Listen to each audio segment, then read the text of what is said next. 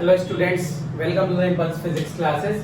Last जो NEET का solution वाला हमारा वीडियो था उसमें हमने 46 से 49 तक करा था। 50 से आज कंटिन्यू करेंगे। नीट के बच्चों के लिए मैं एक मैसेज देना चाहता हूं कि उनके पास अभी भी more than 2 months, approximately 2.5 months हैं। इनमें वो अपनी प्रिपरेशन को बहुत अच्छे से बूस्ट कर सकते हैं।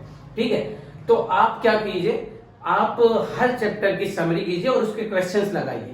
हर चैप्टर की समरी क्या कहते हैं, फिजिक्स, केमिस्ट्री और बायोलॉजी तीनों में सबकी समरी पहले पढ़ लीजिए ताकि क्वेश्चंस में अप्लाई कर पाए। एक एक दिन में आपको एक चैप्टर निपटाना है। इससे क्या होगा, आपको आखिरी के दिनों में 15 दिन आराम से मिल जाएंगे जिसमें आप सेट बना सकते हैं। सेट बनाने से आपको पता लगेगा, जब पूरा चैप्टर नीट के पैटर्न का आएगा तो आपको पता लग जाएगा कौन सा पोर्शन वीक है या किस पोर्शन से क्वेश्चंस नहीं बन रहे हैं आपको। तो वो काफी हेल्पफुल रहेगा और एक आइडिया मिलेगा कि आपसे 3 घंटे में कितने क्वेश्चन बन रहे हैं और कितना एफर्ट आपको लगाना पड़ेगा। ठीक है, तो चलिए फिर स्टार्ट करते हैं। ये क्वेश्चन कह रहा है कि एक ब्लॉक है 10 kg का, वो कांटेक्ट में है inner wall of a hollow cylinder. यहाँ पे चलिए होलो सिलेंडर बना लेते हैं। होलो सिलेंडर के इनर वॉल से ये कहीं पे यहाँ पे कांटेक्ट में है और ये 10 kg का है। ठीक है, अब ये जो वॉल है और ब्लॉक, ये इनर वॉल और ब्लॉक के बीच कोएफिशिएंट ऑफ फ्रिक्शन कितना है, 0.1, राइट। तो हमें निकालना है, ये जो है अपने एक्सिस से रोटेट कर रहा है इस तरीके से। ठीक है, एंगुलर वेलोसिटी इसकी कुछ होगी। अब ये कह रहा है कि एंगुलर वेलोसिटी इस सिलेंडर की कितनी होगी कि ये ब्लॉक जो है स्टेशनरी पे रहे। ठीक है, मतलब रेस्ट पे रहे, स्टेशनरी हो जाए ये। ठीक है, तो सबसे पहले कुछ लोगों को मैं बता दूं कि ये सोच रहे होंगे एंगुलर वेलोसिटी है उससे ये कैसे नहीं गिरेगा, तो बताता हूं। सबसे पहले आप ये देखिए कि ये जो फ्रिक्शन है इसकी टेंडेंसी नीचे आने की तरफ है। इसका फ्री बॉडी डायग्राम मैं बना लेता हूं। 10 kg का ब्लॉक हो गया, mg नीचे और फ्रिक्शन जाहिर है ऊपर, क्योंकि फ्रिक्शन की टेंडेंसी होती है कि रिलेटिव मोशन ना हो। अगर ये ब्लॉक नीचे खिसकेगा तो फ्रिक्शन ऊपर की तरफ लग जाएगा। अब यहां पे मेन कॉन्सेप्ट ये है कि फ्रिक्शन और mg, जाहिर है इसको यहां रुकने के लिए mg के बराबर होना पड़ेगा। तो इसमें एंगुलर वेलोसिटी का क्या रोल है वो मैं आपको बताता हूं।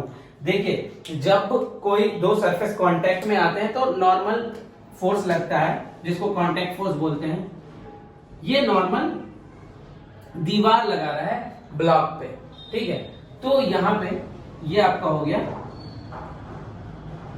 Normal reaction. ठीक है, तो या आप इसको इधर से भी बना सकते हैं, दीवार ने लगाया इस पे नॉर्मल रिएक्शन। तो आपको पता है friction is equal to mu into normal. ठीक है, तो सबसे पहले इसको स्टेबल करने के लिए, स्टेशनरी करने के लिए फ्रिक्शन का mg के बराबर होना बहुत जरूरी है। अगर mg के बराबर, और फ्रिक्शन की वैल्यू क्या होती है, म्यू इनटू n। तो ये फर्स्ट और सेकंड इक्वेशन अगर आप मान लें तो यहां से आपको ये पता लग रहा है mu n should be equal to mg, तभी ये ब्लॉक रेस्ट पे रह पाएगा, यहां पे स्टेशनरी रह पाएगा। ठीक है, तो ये आ गया 0.1। और नॉर्मल कितना होगा, जाहिर सी बात है ये नॉर्मल जो है वो कौन प्रोवाइड कर रहा है, चूंकि ब्लॉक घूम रहा है ऐसे। ठीक है, सिलेंडर के साथ, सिलेंडर रोटेट कर रहा है तो ब्लॉक भी घूम रहा है। तो ये ब्लॉक का जो मोशन हो रहा है ये सर्किल में हो रहा है, तो ये सेंटर की तरफ फोर्स लग रहा है, इसलिए normal should be centripetal force. Normal क्या होगा, सेंट्रीपिटल फोर्स के बराबर होगा। क्योंकि आपको मैं बता दूं, जैसे मैंने पहले भी फिगर बनाया था, अगर यहां से आप हटा देते हैं तो इसको ऐसे बनाएंगे और ये ब्लॉक कैसे घूम रहा है, सर्कल में घूम रहा है, राइट, ऐसे सर्कल में घूम रहा है। तो और ये सर्कल मतलब इसमें तो ऐसे दिख रहा है वर्टिकल, लेकिन ये है हॉरिजॉन्टल। ठीक है, तो हॉरिजॉन्टल है जब ऐसे घूम रहा है और सेंटर की तरफ ये डायरेक्टेड है मेरा नॉर्मल, तो नॉर्मल इज सेंट्रीपिटल फोर्स। ठीक है, तो फिर से हम क्या करेंगे, म्यू की जगह पे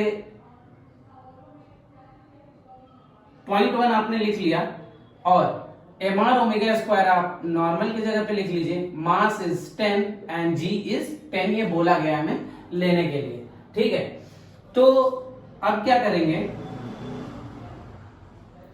0.1, mass is 10, radius is 1 metre and ये ओमेगा स्क्वायर आपको चाहिए and this is 10 into 10 100, right. तो यहाँ पे अगर आप पॉइंट को हटाएंगे तो 10 से 10 कैंसिल आउट हो जाएगा, omega square equals to 100, that means omega is 10। The right answer is third. ठीक है, चलिए अब नेक्स्ट क्वेश्चन देखते हैं।